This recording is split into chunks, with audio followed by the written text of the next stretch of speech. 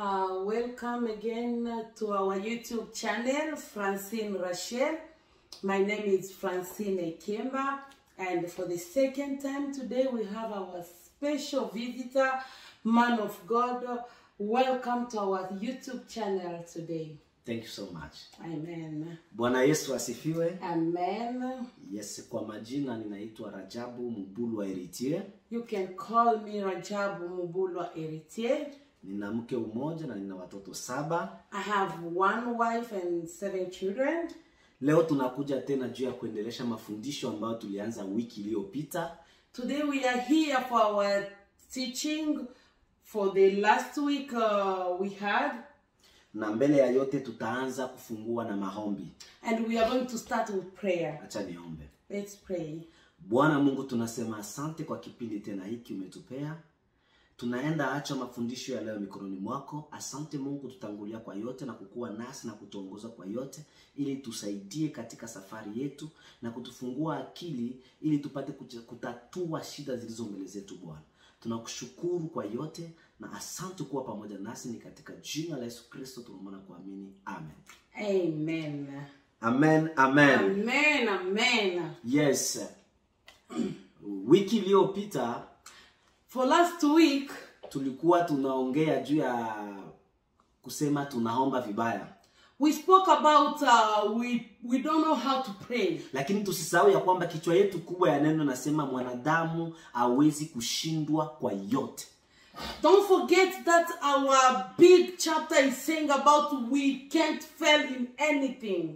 Na tukasoma kichwa yetu ndogo ilikuwa ya kwamba tuomba vibaya ndio maana tunashindwa kwa sababu hatuwezi shindwa. And our subchapter said about we pray bad, that's why we fail in life. Tulionesha mara ngapi mwanadamu ni muhimu sana mbele za Mungu. We show how much we are very special before God. Jinsi Mungu alitumba muhimu na anatukamata kuwa watu muhimu sana. How God loves us so much. Tuleta verse nyingi ya kusema sisi ni wa Mungu wadogo, sisi tuko ndani ya Yesu, tuko ndani ya Mungu. We had so many verses that show us how we love God and God loves us too. Lakini zaidi ya yote tukakuja kukuta ya kwamba mwanadamu bado anashindwa. And everything we saw that we are still failing in life. Tukasema kuna shida. We said there is a problem. Labda umeshazunguruka mahali na mahali. Maybe you went everywhere. Labda umeshaombewa mahali nyingi. People have prayed for you. Umetafuta mtoto umeshakosa. You have looked for children everywhere. Uliomba Mungu hujapata mtoto. You prayed God but you never received. Waprofeti walikutilia mikono bado hujapata mtoto. Prophets prayed for you but you never received. Ulifanya yote unayojua lakini bado mtoto hayapatikana. You did everything but you never received a child. Magonjwa vile vile ulifanya yote magonjwa ishi. For your sickness you did everything but you never received an answer. Business haziendi mbele. For your business it doesn't go through. Nikakuambia ya kwamba tatizo ni ngambo ya mwanadamu. And I said it's our problem. Na tunakuja hapa and we are here today kuanza kuja kuleta majibu ama kuleta dawa kwa ile vitu inatuma tushindwe. To bring solutions to your problem. Kwa sababu hatustahili kushindwa. Because we are not supposed to fail in life. Ninakuhakikishia hata kama umeshaombewa na maprofete ngapi, mapasta ngapi, mafuta ngapi usachiliwa, ukifuata mafundisho hii hakika utaona maisha itabadilika. I promise you, it doesn't matter how people have prayed for you, but if you follow this preaching, your life will never be a same. Amen. Amen. Na ndio maana sasa leo tunaanza fundisha chapter yetu ya kwanza ya mafundisho hii. That's why today we are here for our first chapter. Na katika hii chapter yetu ya kwanza, for our first chapter, inasema ya kwamba it says Mungu yuko tayari kukuongelesha. God is ready to talk to you. Kwa nini tulipenda tuseme ya kwamba Mungu yuko tayari kukuongelesha? Njoo chapter yetu ya kwanza. We want to say this today. Mungu yuko tayari kukuongelesha God is here to talk to you. Kwa sababu ile kwenda kwa waprofete, kwenda kwa manabii, kwenda kwa kila mtu, unatafuta usikie Mungu anasema nini juu ya shida yako. Because you go everywhere to look what God have said about your life. Lakini sasa mimi nakuambia yeye Mungu mwenye uko natafuta, yeye yuko tayari sana, zaidi ya sana kukuongelesha. But today I'm here to tell you that God is ready to talk to you. Aya, tuongee kwanza, acha tusome kwanza Biblia, tusikie kisi Biblia nasema. Tusome Yohana. Let's read in John. Yohana sura ya 7. We are going to read John 7. Mstari wake wa 37 mpaka 39. 37 until 39. 37 nasema, hata siku ya mwisho, siku ile kubwa ya sikukuu, Yesu akasimama akapaza sauti yake akisema, mtu akiona kiu na aje kwangu anywe. Aniaminiaye mimi, kama vile maandiko yalivyonena, mito ya maji yaliyo hai itatoka ndani yake.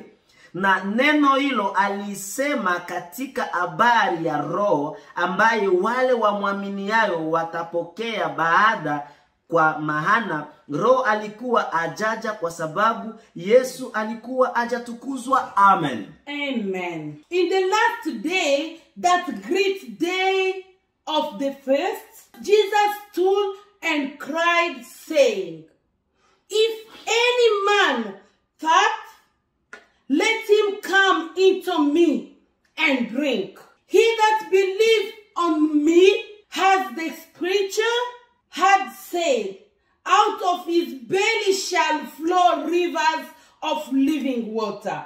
But this speak that Jesus was not yet glorified. Yes. Bwana Yesu asifiwe. Amen. Unasikia kisi maandiko yanasema, Biblia inatuonesha mara ngapi Mungu kwa upande wake yeye yuko tayari. The Bible is showing us how God is ready. Mungu anatuambia wote aliye na kiu aje kwake. The Bible says everybody who is thirsty, come to me. Ni kusema sheria moja Mungu ameweka juu, upate yale unahitaji, uwe kwanza na kiu, hamu ya hiyo kitu. That says what God wants is you to have thirsty for what you want. Swali yangu kuuliza, uko na hamu ya kuongea na baba yako ambaye ni Mungu? Do you really want to talk to your dad with God? Kwa sababu yeye yuko tayari. Because he's ready. Yuko tayari, zaidi ya tayari. He's even more than ready. Anakuambia ukuwe tu wewe na hamu. He just needs you. Ndio maana Yesu alisema wote walio na kiu. That's why he said everybody with thirst. Ukiwa na kiu, kuja kwa Yesu atakuongelesha. If you are thirsty, come to me and I will talk to you. Ndio maana ndugu yangu nataka nikuambie jioni ya leo, that's why I want to talk to you today, ya kwamba ukiwa na kiu, Kristo atakuongelesha, Mungu atakuongelesha. If you are thirsty, God must talk to you. Condition moja amepeana ni huwe na hamu. He has only one condition, is you to have thirsty. Katika maisha ya kiroho, in the spiritual life, hakuna kitu unaweza pata kama hauna hamu mingi, hauna hiyo kiu ya hiyo kitu, hauwezi pata kama. There is nothing you can receive if you are not thirsty. Kama nina kiu ya kupata kazi, nitatafuta kazi. If I'm thirsty, I need a job, I have to look for a job. Lakini kama una kiu, hutatoka nyumbani kwako uende na tafuta kazi kwenye kampuni ziko. But if you are not thirsty, you will not leave your house and look for job. Katika kila kitu mwanadamu anafanya ili aweze, inabidi uwe na kiu. In everything that we need, you have to have thirsty. Na ndio maana Kristo anatuambia wote walio na kiu waje kwake, naye atawapatia maji ya uzima ambaye ni Roho. That's why Jesus said, everybody needs me. You have to have thirsty and I will give you the Holy Spirit. Ni kusema Roho wa Mungu yuko tayari kwa yule yoyote aliye na kiu. That means the Holy Spirit is ready for everybody. Tusome kwanza Luka. We are going to read in Luke. Luka 11 mstari wake wa 11 mpaka 13. We are going to read Luke 11 kuanzia 11 tena mpaka 13. in 11 up until up to 13. 11 nasema, 11 says, maana ni yupi kwenu aliye baba ambaye mwanawe akimuomba mkate atampa jiwe, au samaki badala ya samaki atampa nyoka? Au akimuomba yai atampa nge? Basi ikiwa nyinyi mlio waovu mnajua kuwapa watoto wenu vipawa vyema, je, Baba aliye mbinguni atazidi sana kuwapa Roho Mtakatifu hao wamwombao? Amen. Amen. Tusome kwa Kiingereza tusikie pia. It says, if a son shall ask bread of any of you that is a father, will he give him a stone? Or if he ask a fish, will he for a fish give him a serpent? Or if he shall ask an egg, will he offer him a scorpion? If he then be evil, know how to give good gifts into your children, how much more shall your Heavenly Father give the Holy Spirit to them that ask him? Bwana Yesu asifiwe. Amen. Tumesikia mara ngapi Roho Mtakatifu ambaye tutatumika naye, ambaye yeye ni jibu, ambaye yeye ni njia ya kusikia Mungu, iko tayari kwa na sisi. We listen how much that Holy Spirit is ready to walk with us. Sasa kama Mungu yuko tayari, anaonesha utayari wake ili tupate kuzungumza naye, kwa sababu Biblia inatuambia ametia roho yake ndani mwetu. If God is ready, because the Bible says he just put his Holy Spirit inside us. Na Mungu yuko tayari sasa. And God is ready. Maandiko hapa tunganaonesha kwanza mara ngapi Mungu yuko tayari. The Bible just shows us how much God is ready. Ndio tutaonesha sasa aje tutaongea na Mungu mwenye yuko tayari. We are going to see how we are going to talk to our God who is ready. Lakini kitu tunapasha jua ni kwamba Mungu yuko tayari. Acha kutia Mungu yuko busy, Mungu yuko hivi. Mungu yuko tayari zaidi ya tayari kuongea na wewe. Don't think that God is busy. God is ready to talk to you. Na kama Mungu kunataka aongee na wewe, and if God wants to talk to you today, sikiliza sagisi anataka. Tusome Ufunuo. Listen what he wants. Let's read Revelation 3. Revelation 3:20. 3:20. Tazama nasimama mlangoni na bisha. Mtu akisikiliza sauti yangu na kuufungua mlango, nitaingia kwake, nami nitakula pamoja naye, na yeye pamoja nami. Amen. Amen. It says, behold, I stand at the door and knock. If any man hear my voice and open the door, yes, I will come in to him and will sup with him and him with me. Tunaona mara ngapi Mungu yuko tayari? We see how much God is ready. Anasema anagonga mlangoni mwako. He's saying he's knocking on the door. Yuko tayari pale, anasema ukisikia, ukikubali wewe, is ready. If you listen, ataingia ndani mwako. It's going to enter in you. Mutakula naye. You will eat with him. Na uwezi kula na mtu na uzungumuzi naye. You will never eat with someone you are not talking to him. Ni kusema utazungumuza naye. That means you are going to talk to him. Bwana Yesu asifiwe. Let God be glorified. Mungu yuko tayari mpendo. God is ready, my friend. Mungu ndio anasema ndani ya maandiko ya kwamba kuja tusutani, kuja tutoane usuta, kuja tuzungumuze. Mungu anaambia Job, pita hapa, kuja tuzungumuze. It's in the Bible that God says he's talking to Job, come let us talk. Mungu yuko tayari, anasema kuja tuzungumuze. Manake anazungumuzaka. God is ready, always talk, is calling you, come let us talk. Mpendwa, mahali yote unaponifuata, my friend, anywhere you are, ukijua kuzungumuza na Mungu, if you know how to talk to God, itakupunguzia kila profete kuja kukusumbua mwakili. It will release your problem to bring all kind of prophets in your life. Kwa sababu wewe peke utakuwa nabii wa maisha yako. Because you will only be the prophet for your life. Kwani kuambia kwanza nabii ni nani? Let me tell you who is a prophet. Nabii ni mtu anayeleta habari kutoka kwa Mungu kwenda kupelekea mtu. A prophet is someone who brings the news from God and bring to the human being. Alikuwa na represent Mungu mbele ya watu kwa maneno ya Mungu. Maana ndio kazi yake. Mungu anamwambia, yeye anaambia watu.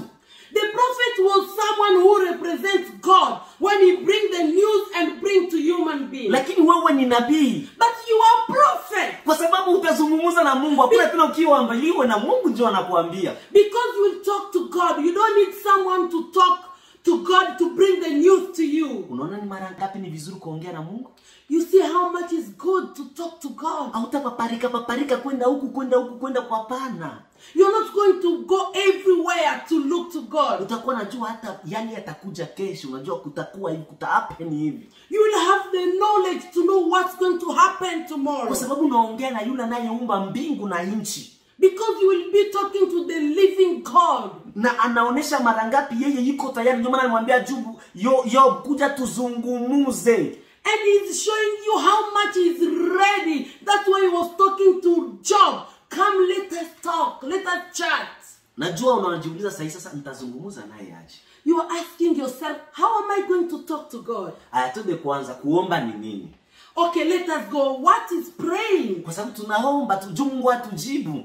Because we pray so that God will answer our prayers. Ndio tutajua sasa kuomba kwanza ni nini. That's when you are going to know what is praying. Na mbele ya kufika kwanza kujua maana ya kuomba. And before we arrive why to pray, acha tusome gisi Biblia inatuambia tuko karibu na Mungu. Tusome kwanza Wakorintho wa kwanza. Let us read 1 Corinthians. Wakorintho wa kwanza 6:19. 1 Corinthians 6:19. Kisha tena nitaspanda hapa juu ninasoma 17. And we are going to read 17 too. 19 nasema hivi. 19 says, amjuu ya kuwa mwili wenu ni hekalu ya Roho Mtakatifu aliye ndani yenu, mliyepewa na Mungu, wala nyinyi si mali yenu wenyewe. Let us read. What? No, you know that your body is temple of the Holy Ghost, which is in you, which ye have of God, and ye are not your own. Tunasoma sasa 17 nayo peke yake. And 17 let us read. Ni verse 17 ni hiyo kwa Korinto wa kwanza 6:17 sasa. 6:17 says. 17 nasema hivi, lakini yeye aliyejiunga na Bwana ni roho moja naye. But he that joined into the Lord is one spirit. Bwana Yesu asifiwe. Let God be glorified. Bwana Yesu asifiwe. Amen. Unasikia gisi maandiko yanasema? Hear what the word of God says. Maandiko yanasema yeye aliyejiunga na Bwana, aliyejiunga na Kristo, wanakuwa roho moja naye. The Bible says when you join together with Jesus Christ, you become one spirit. Kisha Biblia inatuambia hapa kuna 19 ya kwamba sisi ni hekalu la Mungu. And in 19 it says we are the temple of God. Acha tueleweshe nafasi. Let us explain. Ndio tuseme sasa kuomba ni nini, ndio tuangalie sasa aje tunapasha omba. And then we are going to see what is praying and how to pray. Nilikuambia ya kwamba ninakuja hapa kuattack mtu wa ndani. Sina haja na mtu wa nje hivyo sana. Ninakuja juu mtu wa ndani akibadilika, mtu wa nje automatically atabadilika. I told you that I'm here for the inside, not the outside. When the inside is changed, the outside automatically will change. Na kama tunataka badilisha mtu wa ndani, ni kusema kuna mtu wa ndani na mtu wa nje. And if you are going to change the inside, that means two things different. Mimi sio ndio hii mwili unaona. Me, I'm not the body that you see. But hii mwili ni vazi ambayo mimi ninavaa, ndio maandiko yanasema. But this my body is something just I wear. That's what the word of God says. Biblia inasema, Paulo anasema, Biblia inasema katika vitabu vya Paulo ya kwamba tutakapokufa, tutakapofufuka, tutavalishwa mwili za inasema vizuri, tutavalishwa. Kama inasema tuta, maana yake mimi sio hii. Maana yake hii mwili, Biblia inasema hii mwili zitakufa, kisha tunavalishwa mwili ya utukufu. The Bible says this our body is going to die, and then we are going to have a different body. Kama tutavalishwa mwili wa utukufu, maana yake mimi sio mwili. And if you're going to have a different body, that means me, I'm not the body. Mimi ni roho. I'm a spirit. Ndio maana Biblia inasema ya kwamba naye Mungu wa utukufu aitakase roho, nafsi na mwili. That's why the Bible says, and let God purify your body, your spirit and your heart.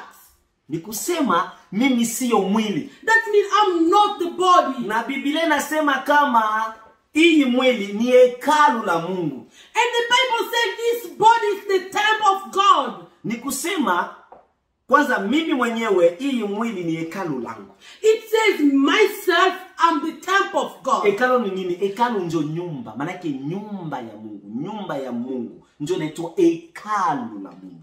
The temple say mean the house of God. Sasa kama nasema mwili wangu ni hekalu la Mungu, maana yake mwili yangu ndio nyumba ambayo Mungu anaishi. Nyumba maana yake nyumba mahali yake anaishi. That means my body is the house of God. Sasa mbele kwanza ya kuwa nyumba ya Mungu, hivyo kwanza nyumba yangu, kwa sababu anaambia mimi ni hii ni vazi. Maana yake kwanza mimi mwenyewe ninaishi kwanza ndani ya hii hekalu.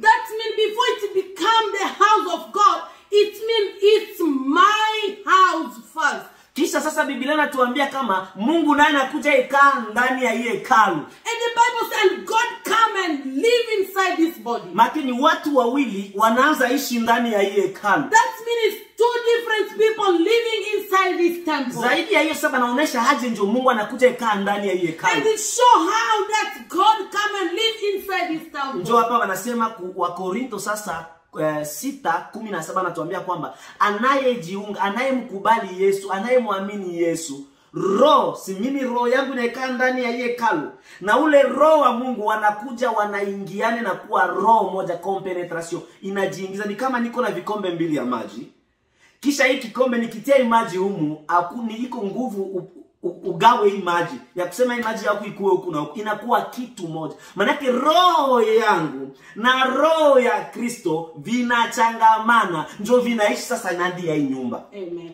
That's why it says if my body is the temple of Holy Spirit, I'm living inside, and the Holy Spirit come and live inside. Together we become one. Ni kusema roho yuko ndani mwangu na mimi niko ndani ya Roho Mtakatifu. It says the Holy Spirit is inside me and I'm inside him. Ndio sasa sote tunaishi ndani ya hii hekalu. And all together we live inside this temple. Ndio maana Kristo alisema niko ndani yenu na mimi na nyinyi ndani yangu.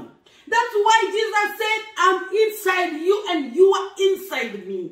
Bwana Yesu asifiwe. Amen. Tena maandiko yanasema Mungu anaishi ndani mwetu, njoo tunasoma. And the Bible says God lives inside us. Sasa ni aje? How does it go? Yule Mungu ambaye uko natafuta uzungumuze naye, the God that you are looking to talk to, ule Mungu mnaendaka natembea kumachumba za maombi na kuba profete, the God that you are going everywhere to look for, Biblia inakwambia anaishi ndani yako. The Bible tell you today he's living inside you. Umenielewa? You hear me? Unaona gisi unaendaka na hangaika sasa? You see how you go everywhere for nothing. Natafuta Mungu, natafuta Mungu. Mungu anaishi ndani yako. You look for God everywhere and he's living inside your body. Ni maandiko njo inasema. Is the Bible telling you this today? Ni kusema mtu niko natafuta nizungumuze naye. It says the one I'm going to look for. Sitaenda napanda mamilima juu nimtafute. I don't go to the mountain to look for. But iko ndani mwangu. It's inside me. Ndio maana Kristo aliambia yule mwanamke wakati alimkutanisha yule mwanamke iko na shota maji pale, akamwambia nipe maji nitakupa maji ya uzima. That's why Jesus told the lady who was looking for water, and then he said I'm going to give you the really water. Yesu ule mwanamke alimwambia, bali tuambia Masia akikuja atatuambia kila kitu. And the girl said, they told us when Jesus will come, he will tell us everything. Na wababu zetu walikuwa naenda omba katika ile mlima. And our sisters went to the mountain to pray. Na akasema muda umefika na sasa uko. And he said this is the time ambayo amutaenda tafuta Mungu kwa mulima ama mali yoyote, bali mutafuta katika roho. Maki mutaomba Mungu katika roho. The God, you are not going to look for him everywhere, but you will pray in the spirit. Maki ni muda mzuri, ni muda ambao wa muabudio, sio watenda kwa mulima kumwabudu Mungu ama mahali, but ndani ya roho. It's the time that if you are worshiping the God, you don't need to look for him everywhere. He's inside your body. Sasa mpendwa, angalia mara ngapi ulienda ukaombewa, ukapakwa mafuta, ukatiliwa mikono mara zote, uko unatafuta Mungu, banaambia Mungu yuko ndani yako, njoo anaishi. So now my friend, look, see how many times you have gone everywhere to look for God, and he's just inside your body. Kitu ya kwanza nataka kuambia, usihangaike kuanza kuenda nazunguruka kutafuta Mungu. Yule Mungu unayetafuta wewe, hiyo mwili yako ndio nyumba yake ambaye mnaishi wewe naye. I'm going to tell you for the first time, don't go anywhere to look for God. The God you are looking is in your body. Unaona jinsi Mungu yuko karibu sana na wewe. You see how many times God is near you. Ndio maana Mathayo alisema, tusome kwanza Mathayo 6:6. That's why Matthew said, Mathayo 6:6 nasema hivi, bali wewe usalipo, ingia katika chumba chako cha ndani, na ukiisha kufunga mlango wako, usali mbele za Baba yako aliye sirini, na Baba yako aonaye sirini atakujazi. Maana atakujibu kwa Kiswahili nyingine. Amen. Bwana Yesu asifiwe. It says, but when you pray, enter into the closet, and when you hast shut the door, pray to the Father which is in the secret, yes, and the Father which sees in the secret shall reward the open for you. Amen. Amen. Bwana Yesu asifiwe. Amen. Unasikia gisi, acha nisome kwa Kifaransa, mama usisome tena, mimi nisome kwa Kifaransa. Juu kuna neno unatafuta kwa Kifaransa. Sita nasema hivi ya kwamba, mais toi, lorsque tu veux prier, entre dans ta chambre, ferme la porte et prier ton Père qui est là. Ndio nilikuwa natafuta neno. Baba yako aliyo hapo.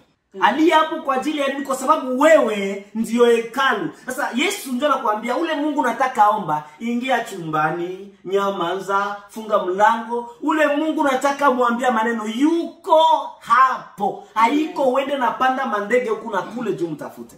Bwana Yesu asifiwe. Amen. Sasa ukitaka tafuta Mungu, when you are looking for God, yule Mungu naye mtafuta, the God you are looking for, maandiko yanakuambia yuko hapo. The Bible says just near Ndio you. Mathayo 6:6 inasema. That's what is written in Matthew 6:6. Sasa kuliko kwenda natafuta baprofete, kwenda natafuta wahubiri, kutafuta machumba maombi ya moto, Biblia inakuambia Baba yako yuko hapo. So for you to go everywhere to look for prophets, the Bible is telling you today, God you are looking for is just near you. Nafikiria mumenielewa kwanza. I think you are listening to. Tunaonesha kwamba wewe sio mwili. We show you today that you is not the body. Wewe ni roho ambaye na roho ya Mungu mnaishi ndani ya hiyo mwili. You are you with your spirit and the spirit of God together living inside this body. Zaidi ya ile Mungu anakuambia sasa tunataka kuomba, funga mlango, funga madirisha, Baba yako yuko hapo. And on top of all that, the Bible is telling you when you want to pray, close your door and your God is just near you. Nini ndio Mungu anataka kutuambia? What is God want to tell us today? Juu ukifata juu, Yesu alisema msio kama wala Farisayo wanaomba kwa barabarani, wanaelalamika huko na kule, lakini ukitaka omba ingia mchumba, funga milango kwa sababu Baba yako yuko hapo. And the Bible says when you want to pray, don't go and pray everywhere. Just go in your room, close the door and pray. Na joto tunalalamika sana. Baba yako unayelalamikia, Biblia inakwambia yuko hapo. Sasa unapiga nduru ya nini? I know we have shouted a lot looking for God. The God you are shouting for is just near you. Why are you shouting? Unaona jinsi maandiko na kuonesha Mungu yuko karibu na wewe? You see how many times the Bible is telling you how God is near you? Nikisema hata nikomba kidogo Baba ulio mtakatifu, anasikia juu yuko hapo. Amen. Even if I pray just slowly, God is listening to me because he's just near me. Na ndio utaniambia katika maandiko Biblia Agano la Kale, Biblia inasema pazeni sauti, lalamikeni mbele za Mungu. Sijakataa. I know you're going to tell me in the Bible it says you shout. I don't say no. Ile ilikuwa na Old Testament. That was Old Testament. Agano la Kale. That was for the past. Na kwa nini wale watu walikuwa nalalamika? Acha nikueleweshe usikie. And why those people were shouting? Let me tell you today. Agano la Kale watu walikuwa na Roho Mtakatifu, ilikuwa ni vipengele ama tabaka itatu. In the Old Testament, people was shouting for 3 reasons. Watu waliokuwa na Roho Mtakatifu walikuwa ni watu wa tabaka, manake department tatu. People who had the Holy Spirit was people in 3 different departments. Kulikuwa koani. So they had all apostles. Ilikuwa nabii.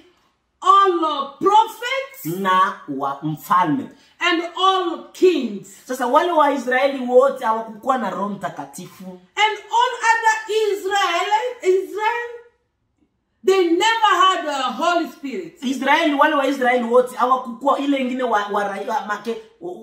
watu wote wengine hawakuwa na Roho Mtakatifu. And all other people, they never had Holy Spirit. Ndio maana walikuwa na ngoja wasikie profete ama nabii atakia kusema nini kutoka kwa Mungu. That's why they had to wait for the prophet to tell them what God has said. Na ndio maana wakifanya dhambi walikuwa wanaenda kwa koani aende kualombea msamaha kwa Mungu.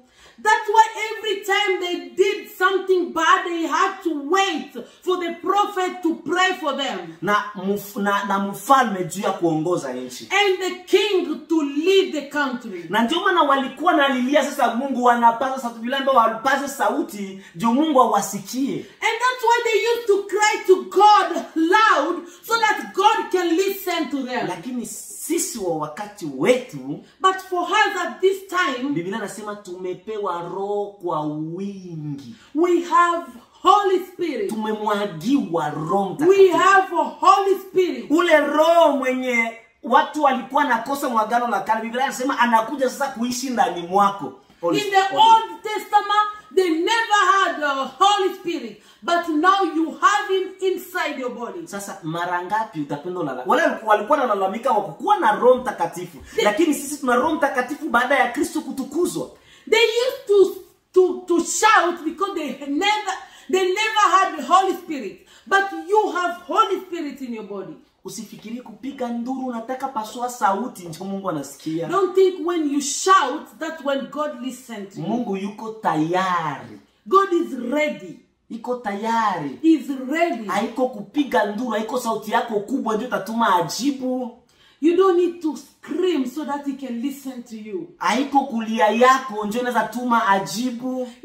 It's not because you cry that's why God will listen to you. Haiko juu nalalamika sana ndio atajibu. It's not because you scream that's why God will listen to you. Anajibu kwa sababu anataka, ndio mapenzi yake kusaidia wanawake. He answers because he wants it. That is his job, to help his people. Mungu anakubariki si sababu na muforce.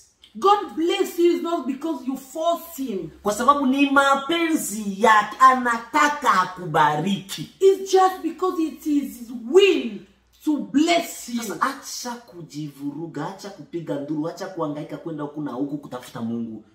Iko pale. Stop messing up with your life to go everywhere. You have God near you. Iko pale. He's near you. Sasa tutaongea naye hai. So now how do we supposed to talk to God? Sisi wote tunajua sasa. All of us, we know. Kuomba ndio kuzungumza na Mungu. We know that to pray is the only way to talk to God. Kila Mkristo akitaka kuzungumza na Mungu anaomba. Ndio sasa kuomba ni kuzungumza na Mungu. Kila Mkristo anajua vile. Or everybody knows that praying is the only way to talk to God. Unasikia kisima anatuambia maana ya kuomba? You hear how many times they tell us the meaning of praying? Kuomba ni kuzungumza. Praying is talk to God. Mufransa unasema dialogue. Maana yake ni aje? Kuzungumza ni aje? Mimi nasema jambo.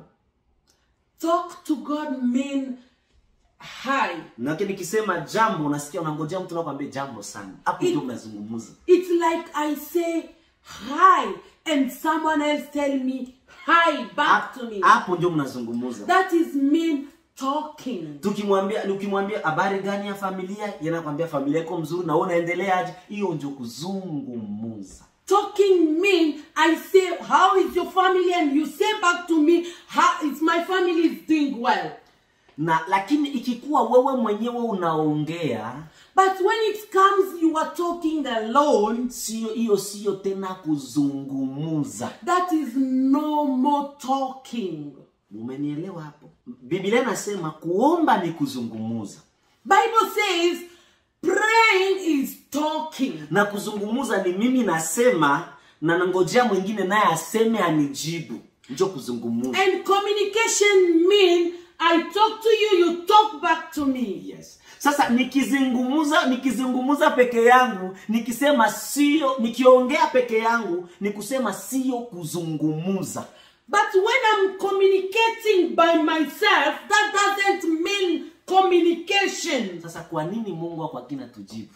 But why God doesn't answer our prayers? Kwa sababu hatukuwaki naomba. Because we never ask. Hatuombaki. We never pray. Hatuombaki wapendwa. We never pray. Bali tunaendaka kwa Mungu kusema peke yetu. Unasema. Ukimaliza kusema unasema asante Mungu. Asante kunibariki unaenda. Mungu alisema nini? But we go to God and talk ourselves without waiting what God has talked back to us. Ni kusema ili tuzungumuze na Mungu inabidi naongea, ninanyamaza, Mungu naye anaongea na mimi ninasikia. But talking to God is I talk to him and wait for him to answer me. Shida ya Wakristo ni kwamba sisi peke yetu ndio tunazungumuza ama tunaongea, hatupendi Mungu aongee. Sasa atakujibu haje? The problem for us Christians, we talk, we don't wait for God to talk back to us. We talk and go. How are you going to know that God is talking to you? Nenda mahali yote unajua ulimwenguni, uulize watakwambia kisi nakwambia leo. Ili usikie hata kwanza kwa maisha yetu tu ya kimwili. Hauwezi ukikala peke yako unaongea mnyumba. Mwingine atakwambia si unyamanze na mimi niongee. Even if you go anywhere, they will tell you what I'm talking. If you are talking with someone, you have to wait for him to talk back to you. Na kama haupendi kusikia yule mtu aongea, hutajua nini ndio anataka kuambia na utakosa jibu labda yake unahitaji kwake. And if you don't wait for him to talk back to you, you are not going to know what he was going to talk. You will not have the answer from that person. Shida ya Mkristo sasa. That is our problem. Mkristo tunapiga tu kelele mbele za Mungu, Baba Mungu niko na mateso, watoto una baba. Ukimaliza ame unaenda, Mungu amesema nini? Kwa nini au kumpatia Mungu nafasi pia ya yeye kuongelesha? We go to God, we talk without waiting for him to answer our prayers. We talk and go. Why we don't wait for him to answer? Unaweza zarau hii, lakini uulize kila mtumishi mdunia mwanaongea na Mungu. Atakwambia ni njia pekee ya kusikia sauti. Hapana ya kuona ama kulota, ya kusikia sauti. Hii ni njia pekee, azikuwaki mbili. Inabidi unyamaze, Mungu pia naye haongee. Amen. It's the only way. Even if you ask anybody, they will tell you this is the only way to talk to God. It's for you to talk. Mimi au kumpatia Mungu nafasi pia ya yeye kuongelesha. We go to God, we talk without waiting for him to answer our prayers.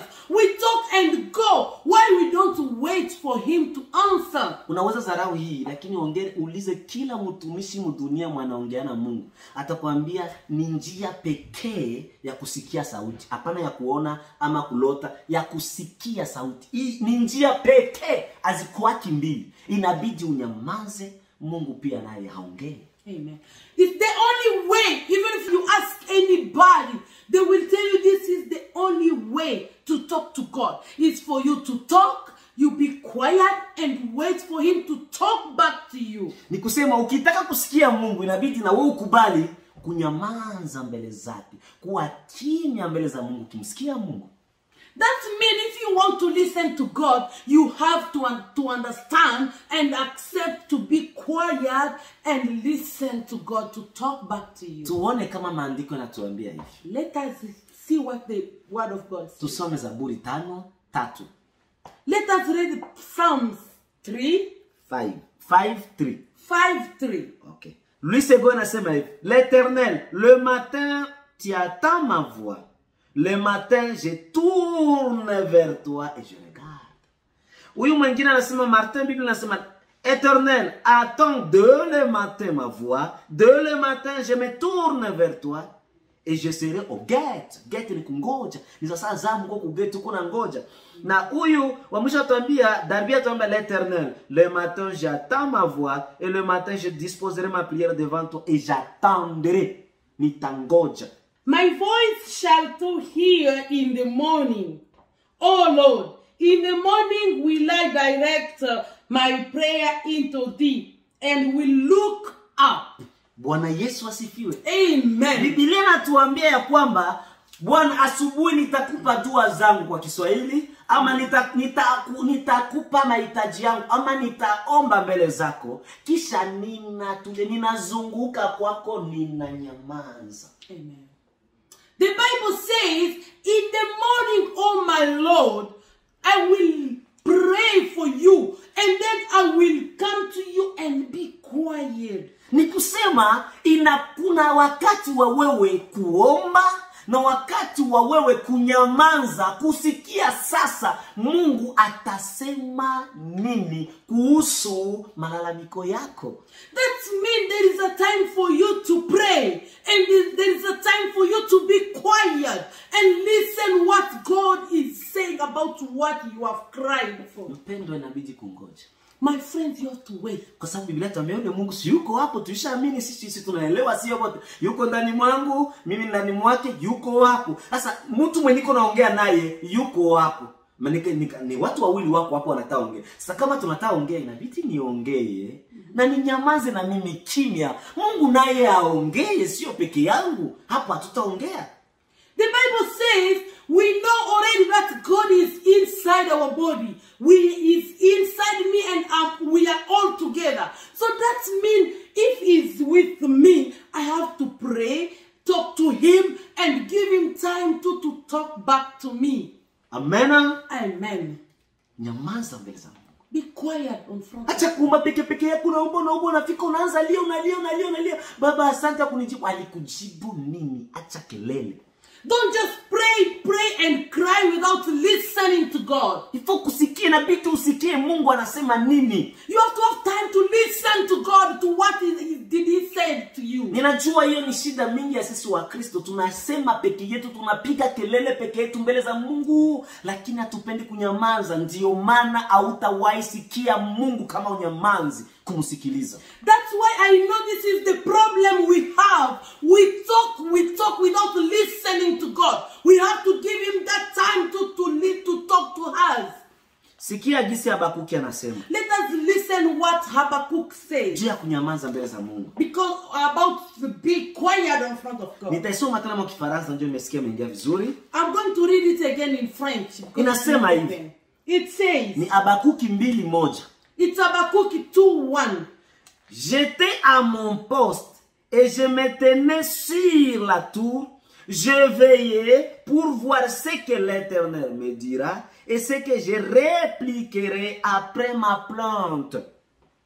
Amen. Amen. Amen. Tusome kwa Kiingereza nasemaje? In English it says, I will stand up my watch and set me upon the tower and will watch to see what he will say unto me and what I shall answer when I am reproved. Inasema aje? Habakuki alikuwa kwa programu yake ya maombi. It says Habakkuk was in the prayer. Akasema nilikuwa niko manake makini, niko na kesha kwa programu yangu. Manake niko makini kwa programu yangu. He was really there in his program of praying. Na anasema niko na ngoja, nilikuwa ninasubiria after mimi kuomba, ninasubiria Mungu atasema nini na mimi sasa nimwambie pia mahitaji yangu. And he's saying, I was there waiting to God to talk to me. And then what is answering about my prayers? Mpendwa, my friend, kama haujatulia mbele za Mungu, hautawayakisikia Mungu mpaka gisi utaingia mkaburi. If you don't want to be quiet on front of God, you will never listen to God until you're there. Wende mahali yote unajua. Wende kwa waprofete wote, wanabii wote, kila mwenye aliongeaka na Mungu, ndio njia peke yake ya kuongea na Mungu hii. Kwa kusikia. Ninajua Mungu anaongea kwa kuona, kwa ndoto, kwa neno lake. Sisi tuko kwa kusikia. Hii ni njia ambaye Mungu anatuongelesha kwa kusema. Inabidi unyamaze. I know there is so many ways that you can talk to God, for listening when you are sleeping, in your dreams, but with talking, the only way that you can talk to God and listen to his voice is for you to be quiet. You talk to him and listen. Have the time to be quiet. Uliza kila mtumishi mwanaongea na Mungu, atakwambia hii ni njia pekee ya kuongea na Mungu, kwa kusikia. Ask all man of God. They will tell you this is the only way to listen to God. Na hata kwa mwanadamu mwenzeo, njia moja ya kusikia mwingine aseme ni unyama. Kama unyamazi, mwingine atasema, atakuangalia na hatasema. Inabidi unyamaze, mwingine aongee pia.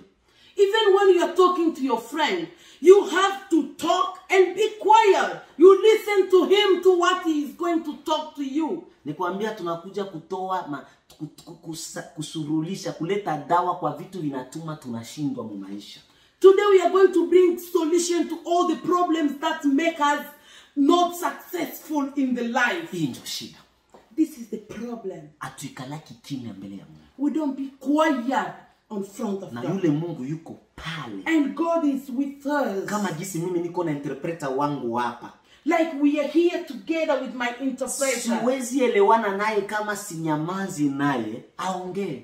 We can't communicate if I don't be quiet when she's talking. Hata kuinterprete yenyewe inabidi na mimi ninyamaze, yeye naye aongee. Bila kutakuwa kitu. And when she's interpreting, I have to be quiet so that she can talk too. Bwana Yesu asifiwe.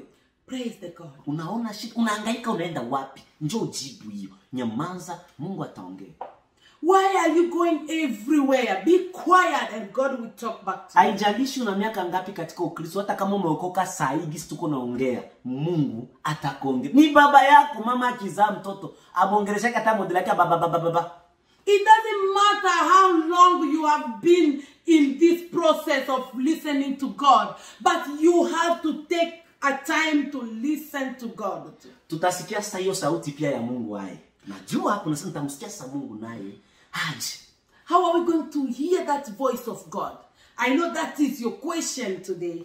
Tutasoma tena maandiko yetu. We are going to read the Bible today. Nitasoma tena kwa Kifaransa, poleni ndio niko nasikia inakuja vizuri. I'm going to read in French again. I'm sorry, that is more open for me. Tunasoma Wafalme wa kwanza. We are going to read the First King.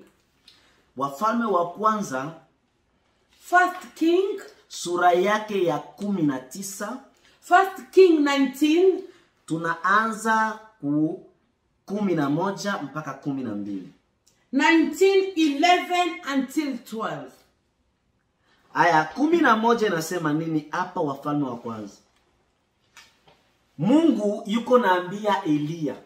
Here God is talking to Elia. Elia alipenda kusikia sauti, alikuwa anataka asikie Mungu anasema. Mungu alikuwa anapenda ongea na Elia. And Elisha wanted to hear what God is talking to him. Kisha Biblia nasema, et l'Éternel dit, et tiens-toi dans la montagne devant l'Éternel, et voici l'Éternel passa, et devant l'Éternel il y a eu un vent fort et violent qui déchirait les montagnes et brisait le rocher. L'Éternel n'était pas dans le vent. Et après le vent, se fit un tremblement de terre. L'Éternel n'était pas dans le tremblement de terre. Et après le tremblement de terre, après le tremblement de terre, un feu. L'Éternel n'était pas dans le feu. Après le feu, un murmure douce et léger. And he said, go forth and stand up the mountain before the Lord. And behold, the Lord passed by, and a great and strong wind rent the mountains and brake in pieces the rocks before the Lord. Yes. But the Lord was not in the wind. Yes. And after the wind and the earthquake, but the Lord was not in the earthquake. And after the earthquake, a fire, but the Lord was not in the fire. And after the fire, a still small voice. Bwana Yesu asifiwe. Amen. Bwana Yesu asifiwe. Amen. Unajua Wakristo wengi tunangoja Mungu aongee tusikie vibambazi vitetemeke wana wangu. Kwanza hata akisema hivyo utakimbia mwile nyumba naenda. Utatokea kudirisha na kimbia. Amen. As today we just want to hear a big voice. And if you hear that big voice, you're going to run away. Mungu aongei vile kwa kutuintimidate. God doesn't talk to intimidate us. Atuogopesha, haina haja, ni baba yetu. He doesn't need to make us to be scared. He's our Father. Biblia inasema hapa, Elia alimungoja ndani ya milima kutikisika. Mungu hakuongea, hakukuwa umo. The Bible says Elisha was waiting to God to come in the very big windy, big mountain. But God was not in ndani ya moto, ndani ya vitu yote ile ya kutisha, Mungu hakukuwa. In the fire, in air, all those kind of scared things. But Lord was not in there. Mungu alipatikana wapi? Mungu alisema wapi? But where did God spoke to Elia? Zaidi ya vile vyote vya kutikisika manini, alisikia njo sauti nyepesi tena yao pole sana.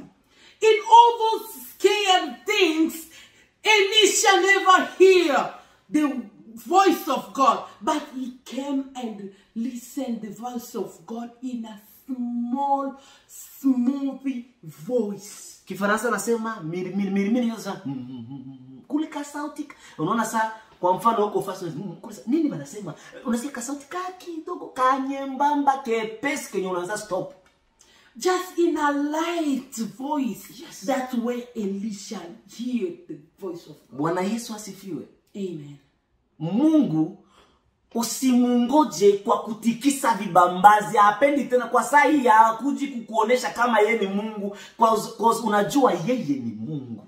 For now, don't wait to hear God come in a very big scare things. He knows that you know he is your God. Nafikiria labda hujambiliwa hivyo kwa maisha. I know you never hear that in your voice. Leo umeambiliwa. But this is the first time I'm telling you this. Mungu anaongea pole pole kwa sauti nyembamba tena yao pole, ndio Biblia inasema. God talk in a very light voice. This is what the Bible tells us. Ndio maana turu nyingi Mungu anatuongelesha na tunakataa tukifikiria sio yeye. That's why so many times God talk to us and we refuse. We think no, this is not God. Utasikia hata kupatia kwa mfano watu wanasema Nilikisikia sauti ndani ya roho yangu ilikuwa inaniambia usiende hii njia, lakini nikazarau nimeenda na nimepata accident.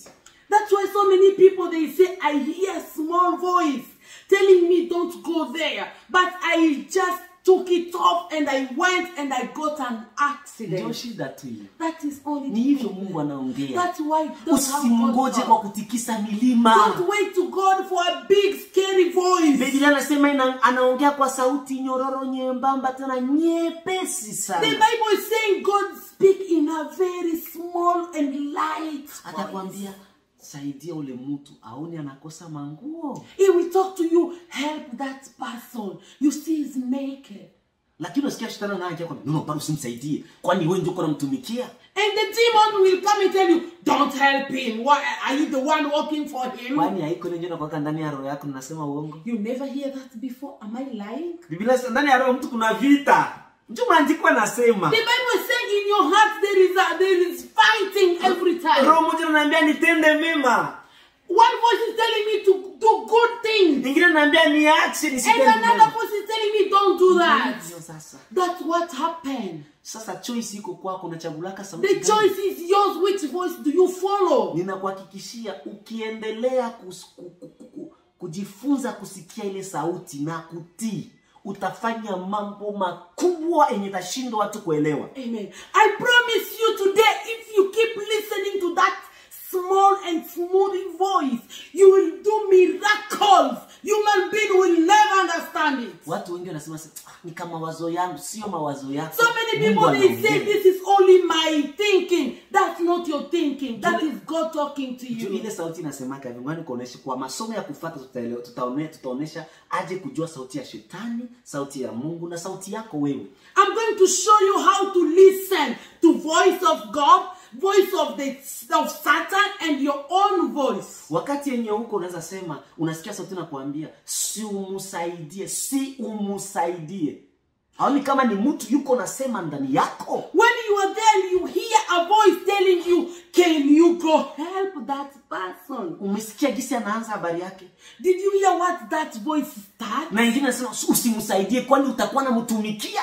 And another voice say, why are you going to help him? Are you the one working for him? Bwana Yesu asifiwe. Ni hiyo ndio tunafanyaka. That's what happened. Benye tunakuwa nafanya mwi dunia ya kimwili ni bile tunaambiliwa katika dunia ya kiroho na kamata decision. Ama usisaidie juu ya ambilo usimsaidie, ama umsaidie juu ya ambilo umsaidie.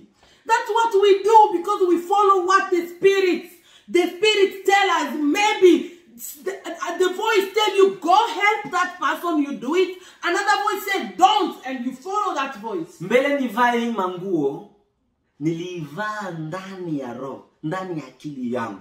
Ndio nikasema mwili sasa inakuja fanya tendo.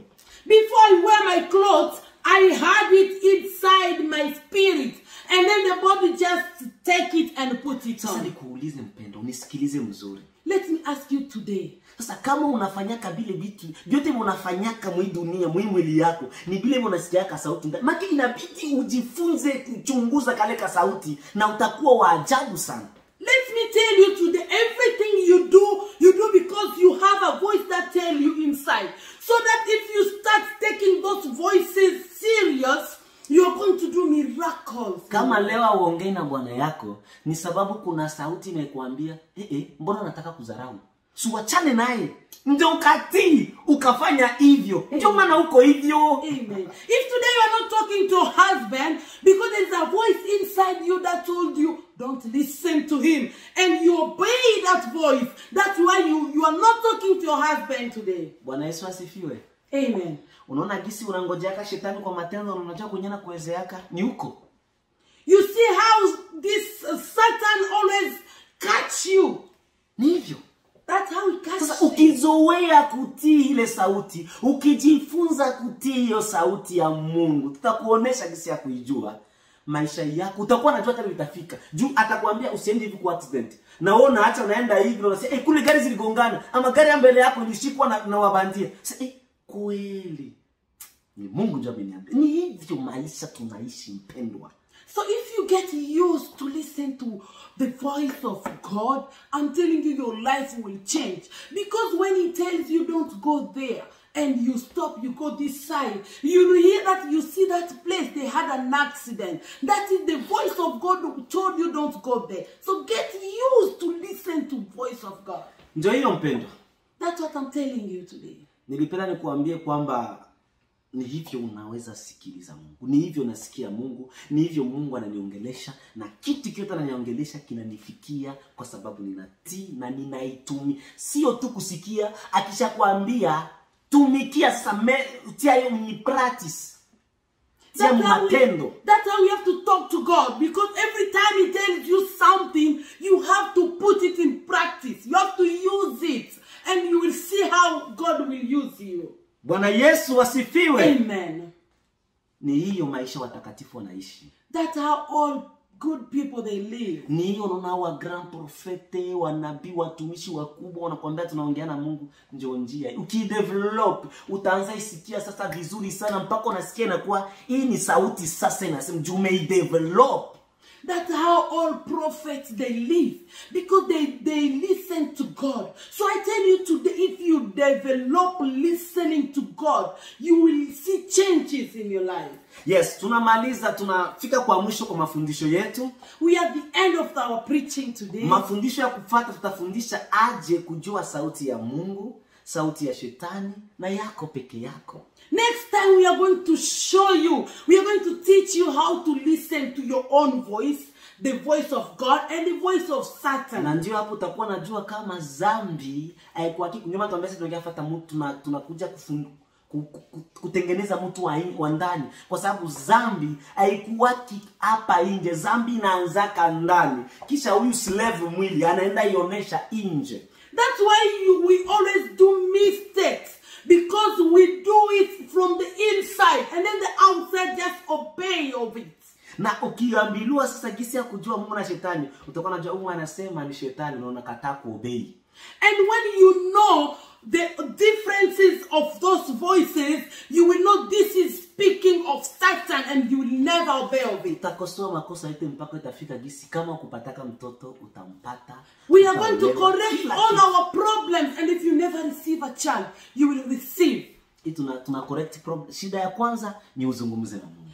Our problem we are going to correct is how to listen to the voice of God. Tutatia pia ya gisi ya wewe mwenyewe unaweza kujiponya wewe peke bila kuona doctor. Tutaifika nayo. We are going to show you how yourself you can heal yourself without to go and see the doctor. Gisi unaweza wewe peke kupata bibi, kupata bwana, kufanya business.